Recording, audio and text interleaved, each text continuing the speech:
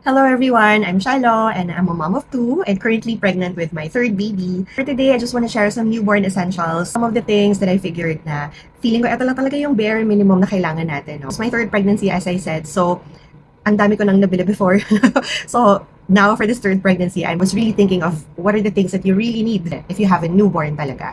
And this is assuming siguro na the baby is healthy and the mommy is healthy also. And then it's a not an unusual type of pregnancy wherein naka-NICU yung bata or may extension ng confinement na either si mom or si baby. So, some bare minimum lang talaga for a normal delivery. Actually, I'm giving birth sa cesarean section. So, more of for CS moms pala to. Siguro I'll just be talking about it per category para mas simple siya isipin. Hindi siya kalat-kalat. First category is for clothes. Okay, so for clothes, what do you really need? Ang daming magre-regalo ng mga clothes talaga. 7 onesies, 7 bodysuits, then that's fine. It will last you already throughout the newborn stage kasi mabilis lang yun. Sobrang bilis ng newborn stage, so you really don't need so much. So siguro ang mas-stretch mo pa, mga 3 to 6, 6 to 9, gano'n. So pero for newborn essentials, you don't really need so much clothes no, during that time. So yung mga onesies natin, normal yan, marami magbibigay nun. For the bodysuits, I recommend that we invest in magnetic na bodysuits or the zippered ones kasi sobrang convenient ng mga ganon. So especially for example, pag kung ako yung magpapalit, mas prefer ko talaga na naka-magnetic bodysuit or naka-zippered. Kasi ang bilis tsaka ang dali lang niya. No? So, bubuka mo yung bodysuit, tapos ilalagay mo sa bed, tapos ilalapag mo si baby dun sa bodysuit, lalagay mo yung paa, yung kamay, ganyan. Tapos imamagnet mo na, tapos na. No? Or zipper mo lang, tapos na. Kapag kailangan mo mag-change diaper, magnet lang, igaganon mo lang din yon sa butt area or zip up mo lang siya onte, papapalitan mo siya yung diaper. Tapos balik na naman. Unlike if for example, no, you have to 'di ba, iboboton mo isa-isa from head to toe, tapos magtatali ka from head to toe. You'd have to do it 8 times a day, 10 times a day even sometimes. Parang sobrang hassle lang niya. No? So, less hassle if naka-magnetic or naka-zippered na bodysuit talaga. Okay, so what about the nice outfits? Wala na ba nun?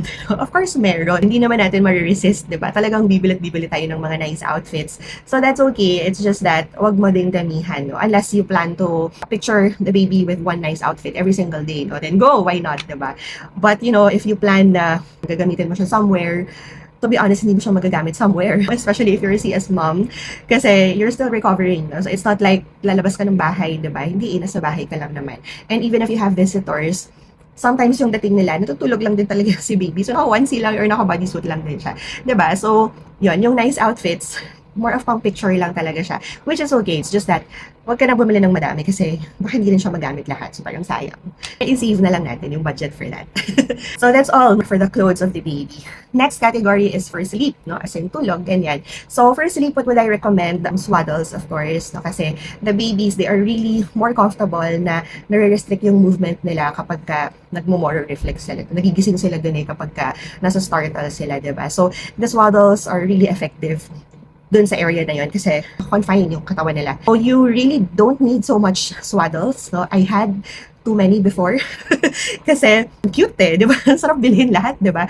Tapos, aside from that, I was trying to figure out ano yung swaddle na magugustuhan ni baby. Parang feeling ko wala namang pinagkaiba yung mga swaddle. They're talking about eto, may ganitong feature, eto, ganito, ganyan. Pero parang pareho lang, no? Nakakatulog naman sila more comfortably with any type of swaddle. One or two is okay. But of course, if you want to figure out the difference, baka you're noticing na si baby mo hindi nakakatulog sa ganito. So, siguro yun, no? Try some other swaddle. And then, next is the sound machine. We also invested in the sound machine before. May light feature pa siya, ganyan. No? So, sobrang useful nun until now we're still using it kasi yung lamp feature niya. Hanggang ngayon, gamit pa rin namin. No? But, when it comes to the actual sound machine lang talaga, siguro useful siya during the first week. I don't know if it's just my baby, pero kasi parang masasanay sila sa ingay sa bahay. Whether you have the sound machine or not, parang nakakatulog naman sila. Kung matutulog sila. Ganon. So, do you need it? I'm not sure. So, siguro figure out kung anong mag-work for your baby. But for us, okay lang. Sucks lang siya. I'm not sure if it's super effective. Siguro sa third baby, I'll observe again. Pero, for my first two, sakto lang. Parang wala masyadong effect. So, next for sleep, or of course, the crib and the mattress. For the crib, I recommend a crib or a bassinet or a super small crib na pwede mong itabi sa bed right doon sa tabi mo. So again, no, especially I'm talking to CS moms right now. Di ba pagka nasasarayan ka pa na sobrang sakit kasi ng sugat. So even pag upo pa lang sa bed, 'di ba? Parang kailangan mo na ng tulong. So, what more yung pag-lift ka ng baby, pupuntahan mo siya, tapos papadede ka, tapos pupunta ka na naman sa crib niya kung malayo, bababa mo na naman siya. Oh my gosh, save yourself from that. So, get a crib na nasa tabi lang talaga ng bed para pag sit up mo dun sa bed, make sure marami kang pillows na pwedeng sandalan, di ba? Tapos maglilin ka lang, tapos kunin mo si baby, dede. Tapos pagtapos na siya mag-feed, bababa mo lang ulit. Nasa tabi mo lang yung crib. For our first two babies, ganun yung ginawa namin. Then, we also co-sleep. But nagko-co-sleep kami after months na it's not during the newborn stage. So, for newborn, talagang nasa crib nakahiwalay siya. Para mas safe, no? Kasi parang hindi mo madaganan talaga. So, for the mattress naman, no? So, for the mattress, I recommend that you get the fitted sheets for the mattress para hindi siya yung na nagagalaw-galaw, maluwag masyado. Dapat fitted talaga siya. And I also highly, highly, highly recommend to get waterproof sheets or a mattress protector. Medyo mahal siya. Actually, hindi siya medyo mahal siya. But, super highly recommended ko yun. Kasi, sobrang daming mangyayari sa bawat gabi. Talagang high chance for the baby to have leaks, blow-ups, spit-ups, suka, ganyan. So, talagang super useful ng mattress protector or the waterproof sheets. If you can, yun, really invest in it. Ako, what I had, always 3. Yung mattress, malalagay ko, 3 na agad na waterproof sheets. And then, lalagay mo yung topper mo, di ba? So, kapag kunwari sa gabi, may blow up or something, may nag-leak, ganyan, alisin mo yung topper and then the first mattress protector or the waterproof sheet, diba? Yun lang, diretso na yun sa washing machine, diba? Tapos you just have to put another topper, at least may dalawa ka pang extra na nandun. So, hindi mo na kailangang aalisin mo na naman yung buong mattress, lalagyan mo ng bagong waterproof sheet, bagong ganito, ganyan, tapos bababa mo na naman. Masasal yun, diba? Yan yung ma-recommend ko. Tapos also, kung magko-co-sleep din, of course, invest ka din dun sa waterproof na blanket ba yun or something. Basta alam mo yung mga sales lady yun. Ganon, para yung sa area ni baby, ayan, naka-waterproof siya. Okay, tapos for some moms, no, sometimes sa pag-uusapan siya, kailangan ba ng bonnet, mittens, saka socks talaga. Every night, tutulog si baby. Sabi sa TikTok Academy, or sa YouTube, yung mga babies daw, kailangan, hindi sila dapat naka-bonnet pag natutulog. So, night time, pag matagalan, no, so make sure wala silang bonnet. But mittens and the socks, yun, pwede mo siyang ilagay. Kasi sabi, the babies daw, they just need one more layer than what you're wearing. Yun yung comfortable sila. Hindi ako master dito ha, just a normal person. I find also with my babies, hindi ko rin naman sila pinag-bonnet ng magdamagan, even before, without the YouTube inputs. So, next category is diapering needs. Yan. So, of course, the disposable diapers, if you're using that, mas convenient talaga siya. Normally, nire-recommend dito meron kang diaper genie para hindi mo daw maamoy yung mga mababantot na diapers. But for us, we never had that. Kailangan lang diligent kang labas ng basura. Hindi siya masyado essential for us. Ang pinaka-essential talaga, diaper cream. Yun talaga, pang prevent talaga yun ng rashes for the baby. So you have to put every time, linis mo, put again, para wala talagang rashes si baby. No? Kasi sobrang hassle, if meron, kawawa din yung bata. And then, for the wipes, yes, no, kailangan yung walang alcohol na wipes. Kasi sobrang sensitive ng skin ng babies din. For this baby, we will be trying cloth diapers. Not sure kung anong kakahinatnan nito, no? But I really want to try it kasi I wanted to try it before. Kaso, hindi siya nangyari. But for now, ayan, I really want to try para mas makatipid naman ng onte, diba? It will be very helpful rather than talagang full na disposable diapers. For moms doing cloth diapers, yan, if you can drop your advices or tips with that, no, super helpful yan, thank you. Okay, so for the next category is, I don't know what to call, but it's somewhere where you can put your baby. It could be a bouncer, it could be a swing, it could be a play area, a poppy pillow, something like that. Now, some place na pwede mo siyang iwan para may magawa kang ibang mga bagay. Kasi kung wala talaga at all, edi unsafe yung area. Tip also for colicky babies na sobrang gassy talaga, at saka nagsispit up. So, kailangan mag-invest tayo sa something that's na naka-incline. No? Kasi kapag ka naka-flat area, tapos ilalapag mo, tapos doon lang siya, kawawa naman nung magsispit up siya, tapos naka-flat lang siya. So, dapat naka-incline talaga. We don't need yung mga mahal masyado na swing or alam mo yon, whatever. So, a simple one could do. Even pillows, pero pa talaga for babies eh. For me, pagka wala siyang label na for babies, ayoko lang din siyang gamitin. Or if gagamitin mo, hindi matagal. Just to be safe. So next category is for feeding. My babies, lahat sila naka-breastfeed. So, may babies na breastfeed sila hanggang mga 4 years old, ganyan. But nag-mixed feeding din kasi ako eventually. So, maybe for the first 2 years, naka pure breastfeed talaga ako. Pero, nag-mixed feeding ako after kasi I traveled a lot before. So, for this baby, ganun din yung bala ko. Breastfed din siya. For that, highly recommend is the Haka. Because during my first pregnancy, hindi ko pa alam yung Haka. Ang unang pinabili sa akin were the electric pump. Oh my God, sobra akong miserable nun. No? Kasi hindi ako marunong at all. Hindi ako marunong magpalatch, maghawak ng baby, paano turuan yung baby, paano iposisyon yung sarili ko, diba? Tapos, tinatry niya magdede, tapos ang sakit-sakit, tapos may mastitis ka, ganyan, kasi naiipon lahat ng milk. So, sobrang sakit niya talaga nung time na yon. But during my second baby, of course, natuto na ako from my first 4 years ko nang napadede yung baby ko una.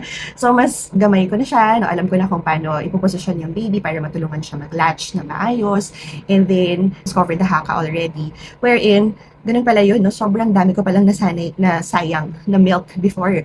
No? Kasi dati, pag nagpapadede ako dito sa side na to, yung kabila, umaasa lang ako dun sa breast pads. Parang gano'n, no? So, yung buong nababasa lang siya. Instead na naiipon siya, no? So, hindi ako aware na pwede palang ipunin yung letdown. So, what the Haka does, naiipon niya yung letdown, tapos amazing na nakakabuo ka ng milk bag just from the letdown. So, sobrang useful nun. And then, the Haka also has a pump feature. Parang, kung kailangan mo rin sort of pump, no, in between the feeds, pwede mo rin siyang gamitin. So, you really don't have to invest in the mahal pa na electric pumps, actually. If nasa bahay ka lang naman. But of course, if nag-travel ka, hindi mo kasama si baby, walang magtitrigger sa katawan mo na kailangan mo mag-produce ng milk eh. Diba? So that's where the electric pumps is useful, I think. Yun. Pero kung nasa bahay lang, okay na yung Haka, girl, no? Hindi na kailangan ng mahal ng mga gadgets. Eh. So together with the Haka or kung anumang pump yung meron tayo, of course, the milk bags and the bottles. And then, usually, ang pinopromote dito yung sterilizer. Meron kami nun, no, because very particular si husband sa mga ganong bagay. But you can also do the traditional way, wherein yung naka-steam siya or naka-boil, diba? So, pwede din naman yun. Up to us. Basta, malinis siya ng maayos. Tapos, ma-sterilize natin in our own way. Okay na yun. And then, in terms of feeding also, maraming pinapabili ng mga burp cloth, diba? So, also bibs, no, for the baby. So, for me, I'd rather use the muslin cloths na lang. No? Yung burp cloth kasi parang nakasabit lang siya dito, diba? Tapos, yung suka ng baby hanggang baba kasi yun eh. so, basa ka din, diba? So, yung muslin cloth na lang, it could cover your whole thing na hanggang sa baba. So, yun, pagka sumuka yung baby, yun, may sasalo, parang ganyan, no? Kesa yung burp cloth lang. Tapos, the muslin cloths kasi, it's so versatile, no? Pwede mo siyang gamitin for so many uses, no? Pwede siyang burp cloth, pwede siyang cover sa stroller, pwede siyang blanket, pwede siyang pang swaddle, pwede rin siyang nursing cover. Basta kung ano-ano, pwede mong magawa dun sa napakalaking cloth na yon na super lambot. So, invest in good muslin cloths kasi masarap din siya sa katawan, gano'n. Tapos marami siyang uses. Kami split up, huwag ka na mag-bib, muslin cloth na lang, di ba? Okay lang na madami yung muslin cloths for me. Yan. So, next category is for health. So, first investment is, of course, thermometer. Na kasi very useful and necessity, especially for newborns. So, kailangan yung old school na thermometer, yung may mercury, ganyan. Wag yung binabari lang, no, na hindi tumatama sa katawan. Mas reliable, no, yun. And then, super, super useful yung suction sa nose, especially for CS babies. Etong mga babies kasi na to, hindi sila dumaan sa yung na-squeeze talaga yung katawan nila para lumabas lahat ng extra liquid sa katawan nila. Diba? So, hindi sila dumaan dun sa process na yun. So, my second baby, I remember specifically, ang ginamit ko lang the whole time is yung galing sa ospital. Kasi yung bilog na may patulos. Tapos, sinasuction lang yung sa nose nila, diba? Yun lang, super useful siya. Kasi, I remember every time na sinasuction ko siya, ang daming lumalabas talaga.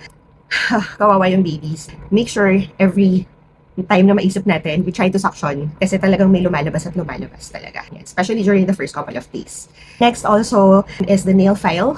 ayoko na ng nail cutter, no? Kasi totoo nakakatakot siyang gamitin. Para mas may peace of mind tayo sa paggamit, yung electric na lang. Or kung ayaw natin ng electric kasi mahal, meron namang manual na nail file, 'di ba? So mag-manual nail file na lang. Medyo time consuming lang siguro. Pero nung nagamit ko kasi yung electric one, natuwa ko doon kasi parang wow, ang bilis, ang dali lang niya. So for me, it was super useful. Next category is for bath, pangligo. Maganda yung uso ngayon na bath seat kasi naka-incline na siya, plastic siya, tas butas-butas. Ang bilis lang nun eh. Upo mo lang si baby doon, tapos doon mo siya lilinisan. Together with it, of course, yung mga small washcloths na pwede mong ilagay sa chest or sa tummy, ano siya, hindi lalamigin, diba? Tapos of course, yung shower, shampoo, soap ni baby. So, automatic naman yun. So, actually, aside from that, wala ka na ibang kailangan ng bath toys. Wala, hindi naman siya talaga necessity. Okay, so actually, those are the newborn essentials that I could think of. If I missed something, let me know. I'm sure meron akong mga hindi pa na-mention or I'm sure meron akong mga hindi pa naisip. So, ayun lang. Hope this helps new moms or pregnant moms out there. Good luck, Mom Cheese, and all the best sa pag-alaga natin sa mga babies natin.